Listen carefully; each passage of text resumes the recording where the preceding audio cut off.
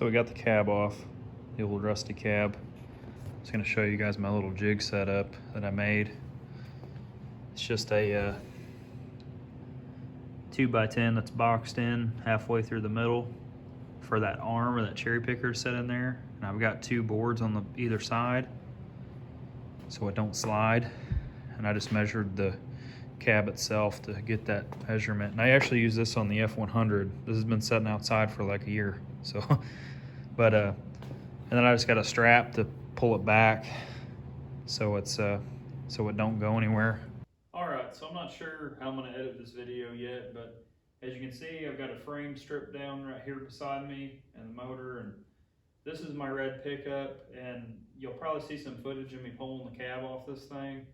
So I've had this thing since I was like 16, and I've been wanting to restore this truck for a while now because we painted it probably about 8 years ago. My dad and I painted it, and we painted it with just a single stage paint when I was in high school and did what we could with it. But we didn't realize that underneath the cab was significantly rusty.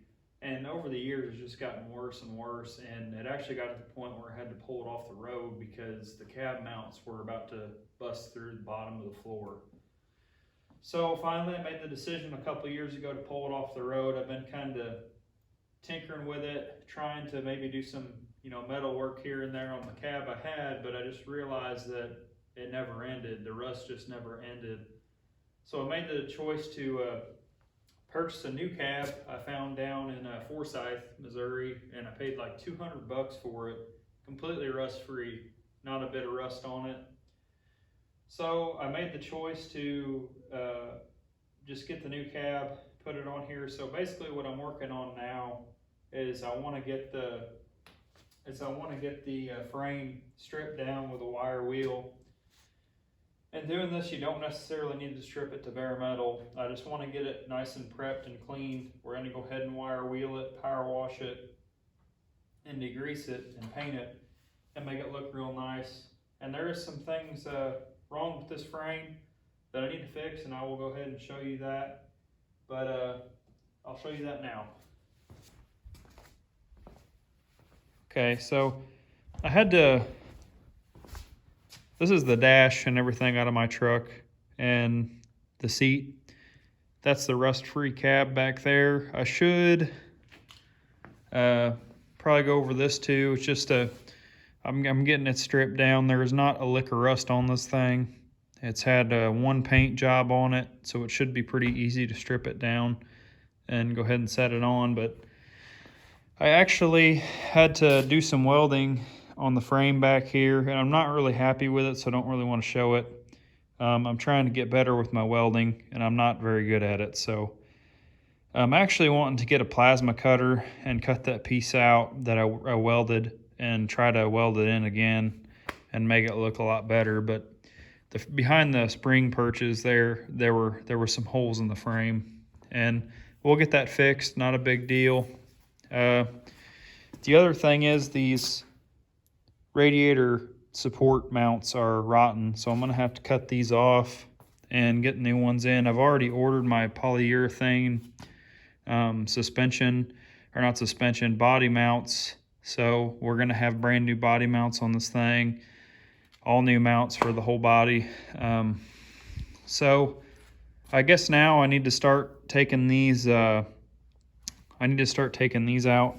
these old ones, and what I like to do is just take a big punch and kind of hammer them out. I've already got a few of them out, but we'll start doing that, and also start wire wheeling this thing down. This part's not very fun, but it is kind of cool seeing it transform. And the engine we're gonna leave for now. I'm not pulling this out. Motor runs really good. Down the road, we're gonna build something a little better for it, but for now, I'm happy with what I got. The main thing is just to have this truck painted by spring, so. All right, so I got this body mount here, and this is that old rubber, and it don't hold up very well. And like I said, we got new polyurethane ones coming, so I'm gonna take a punch and try to get it down in here on this lip. And I got like a little 3-pound sledge. We're just gonna go ahead and try to hit that. And it's best to try to not get your hand, of course.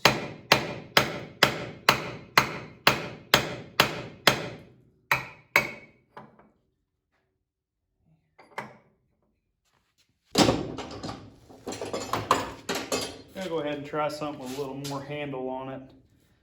This is just too short.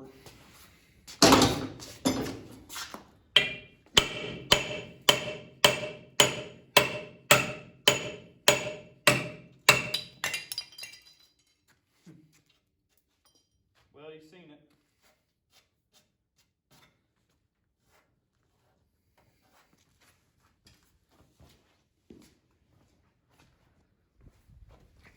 So this looks pretty good, actually. I was thinking that these would be all rotten, but they're not. They're in good shape. So now I gotta move on to these back ones, and probably gonna have to cut that out of there. But I won't bore you guys with that. I'll get these out of here. All right, got these mounts off here. Did it the same way I did the others. These were a little harder to get out, but we got a good surface there to for our new ones. We don't have to do no welding. I've been going through here and getting these pins for the fuel line and everything out of the frame. I'm gonna go ahead and cut all this out. I'm not gonna be reusing this. I'm also gonna pull this gas tank, and the gas tank's good, so we're gonna reuse it, but I'm gonna put a new fuel pump in this and run brand new line, and I wanna get this frame painted behind here, so that's gonna have to be dropped. Still debating on whether to pull the motor and tranny out. And also, my rust-free cab that I bought, I had just found it is not rust-free. So, nothing too horrible, but we got a little rot in here. Most of this is pretty good still.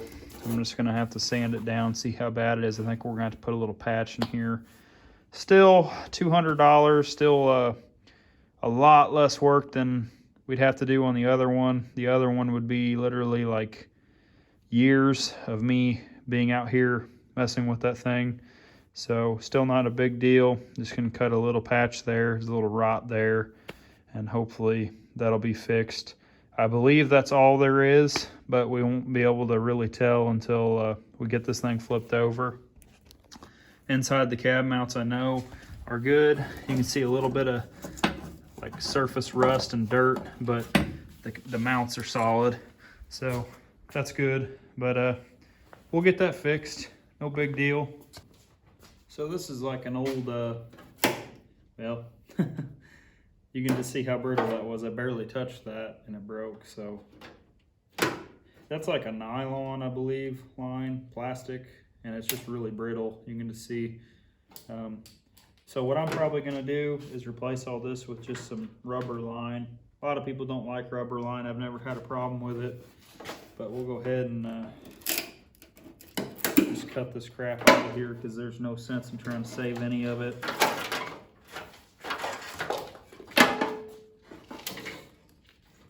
This is where I spliced. I had to splice into this when I was like 17. There was a fuel leak, and it's still never leaked. That's kind of crazy. But we got a return line here, and we've got a main line. Still got some gas in here. I can smell, it's just kind of got some varnish. Just kind of old gas. I haven't driven this truck in so long. Got some wiring here.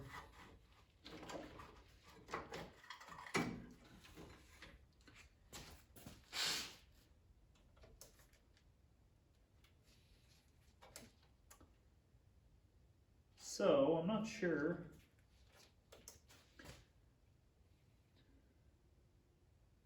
I'm not sure if this is a pump as well. This truck has a high pressure pump in the tank, and I had wired it to where it'd come on with the key. So I did a carb swap on this truck, and basically the fuel pump would always run, and I've never had a problem with it. It's actually still good, but we're gonna go ahead and replace it while we're in there. But it actually run up to the carb, and what it wouldn't use, it went through a regulator. So really that pump's way too big for this truck because that's like over 20 PSI. A carburetor only needs like 7 or 8. So most pumps you buy for a carburetor are going to be around 14 PSI. What I put on the F100 was 14 PSI, the Holley Blue, and you just regulate it down. So really, I probably wouldn't, I'll have to figure out what I'm going to do about that. I might not have to run that pump. It is a little overkill, but I don't know. This is a, I didn't know this was here. I don't know if that's a pump too. I think it is. I think that's an inline pump. So,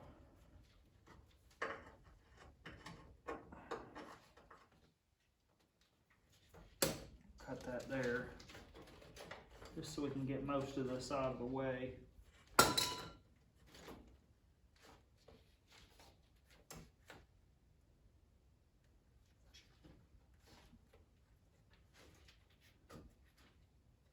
Yeah, that's all, that's fuel line.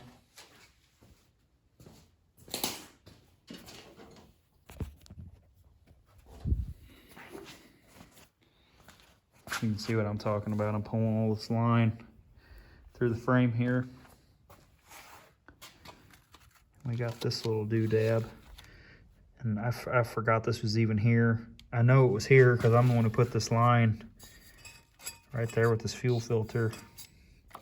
So we're going to have to pull that. I don't see a need in running that because we're going to be running a carburetor, and we don't need both these fuel pumps on here. If that's what it is. I believe that's what it is. I think it's got 2 pumps. So we'll get all this old nasty line out of here and keep going.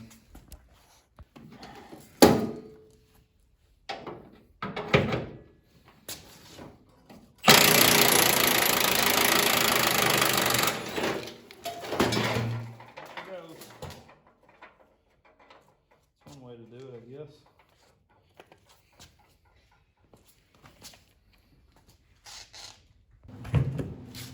Got our grinder and our little wire wheel attachment here from Harbor Freight, and we're going to go ahead and try to get some of this scaling off this frame. I've got all this back here wire wheeled already, and we got a little bit to do on the inside of the frame, but I'm going to go ahead and try to get this knocked out today. So.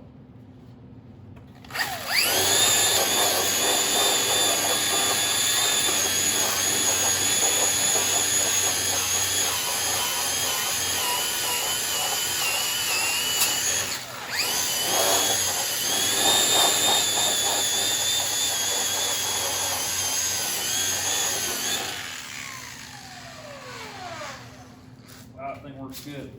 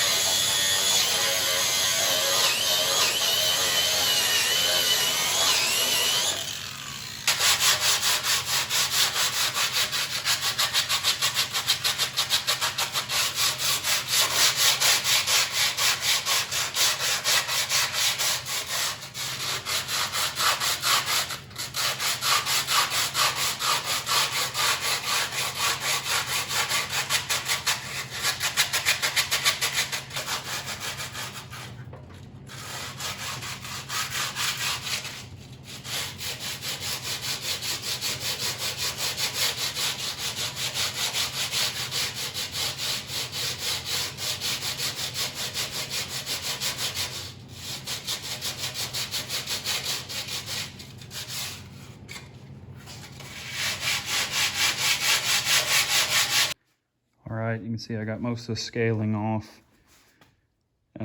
Looks a lot better. I kind of cleaned up what I could with the 60 grit sandpaper on the inside of the frame. And like on these back deals here, I think a lot of the grime on the differential and everything will come off with the power washer. I'm gonna go ahead and take some Dawn dish soap and water and just kind of spray this stuff. I don't have any purple power or anything. I'm gonna spray this transmission. Get it. This looks like it'll come off the power washer. I'm going to plug that hole. Let this kind of set.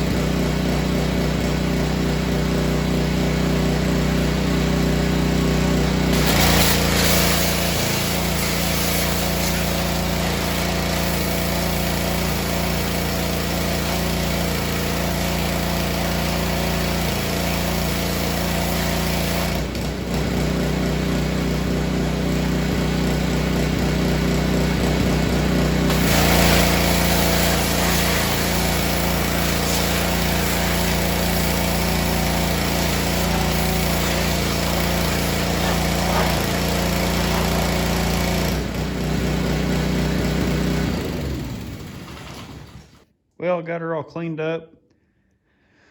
Wire wheeled all the scaly stuff, kind of tried to do some degreasing on the transmission.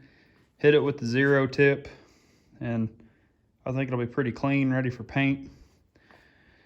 Probably go ahead and wipe it down with some degreaser when I get ready to paint. But what I did on the back here is I put some POR 15 on it. I'm gonna do the same with the front. Well, actually I might not. I've got some just regular rust spray paint, and this stuff's not really pitted all that bad, so I think we can get away without POR 15ing this. I'm gonna go ahead and get this all painted up. So